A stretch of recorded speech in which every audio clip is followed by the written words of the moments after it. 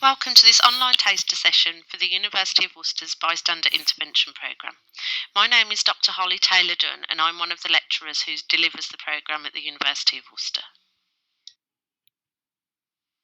Despite the prevalence of domestic abuse, sexual violence, and sexual harassment in wider society, prior to 2010, there had been very little attention paid to these issues happening within a university campus. And in 2010, the NUS published a report around students' experiences of sexual harassment, sexual violence, and domestic abuse, and found that actually this was a really prevalent issue. And from that point, we've seen increased attention trying to improve the situation and to make students safer. In 2014, Public Health England commissioned the University of the West of England to do a piece of research looking at what other countries had done in relation to this issue and to design a programme that could be implemented free of charge across university campuses in the UK to help prevent these forms of abuse. And in 2014, the University of West of England launched the Intervention Initiative, and this was the first bystander intervention programme to be launched in the UK specifically for university campuses with the aim of preventing domestic abuse, sexual harassment and sexual violence. And we have at the University of Worcester have been delivering bystander intervention since 2015. So what is bystander intervention? Well, it's about noticing behaviours or events that are potentially problematic and taking action. Now, that doesn't mean that we are recommending that our students don their superhero capes and walk into the middle of dangerous situations. The golden rule of bystander intervention is that you only intervene if it's safe to do so, and if not, you call 999. So, what is a bystander? Well, a bystander is not involved in an event, they're not the victim or the perpetrator, but they are witnessing what is happening.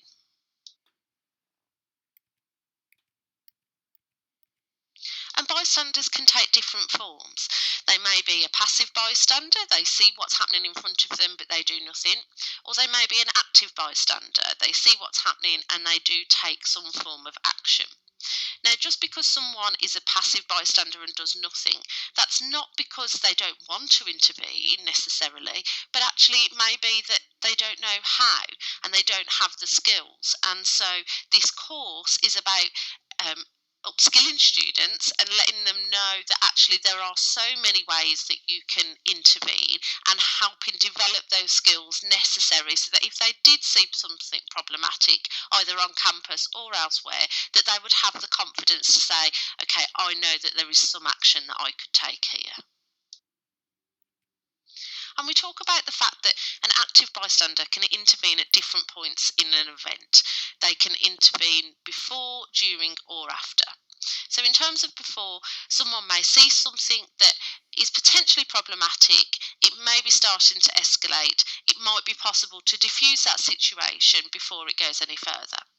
Alternatively, someone may see something really problematic happening in front of them and intervene at that point. Now, that doesn't mean that they intervene personally. They may go and ask a security guard to intervene or campus security, or they may call the police.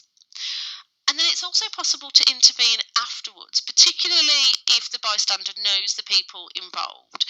They could speak to the person who had made the inappropriate joke, for example, about the fact that they didn't think that that was okay and that they weren't happy with that behaviour. Or if somebody was on the receiving end of problematic behaviour, they could speak to them and offer them support and signpost them to available services. And we talk about the fact that there are many different ways of intervening. It doesn't have to be a direct intervention where you know, address the person with the problematic behaviour directly, because not everybody would be comfortable with that, and also it may not be safe to do that.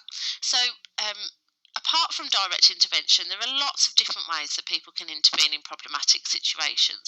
And we talk a lot on the course about social norms and the fact that, if somebody tells a really inappropriate joke that may be racist or homophobic, or a joke about rape, for example, that people have a problem with those jokes because they're not funny and they're not appropriate, but they think that everybody else, if they're laughing, that everybody else must be okay with the joke and that they're in the minority.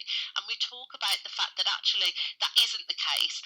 The overwhelming majority of people are likely to have a problem with that joke, but they don't feel able to say something. So we talk about that, and we talk about the fact that there are many different ways that you could intervene. So in that situation, for example, you could choose not to laugh at a joke, or if you think that that's where the conversation is heading, you could distract and interrupt. We've seen a few examples, unfortunately, in the media of WhatsApp groups where very inappropriate messages have been sent, and one way of intervening there is to actually withdraw from the group. And it's also possible to ask somebody else to help. You might need to speak to your student support services or to a lecturer, or as I've already mentioned, calling the police. And it's also important that you know about available support services. So on the course, we talk about the range of services that are there to help people who are experiencing domestic abuse and sexual violence. And you may be able to signpost somebody who has experienced an abusive behaviour to one of these forms of support. And the purpose of this programme is because at the University of Worcester we are really committed to making sure that our campus is a safe place for everyone.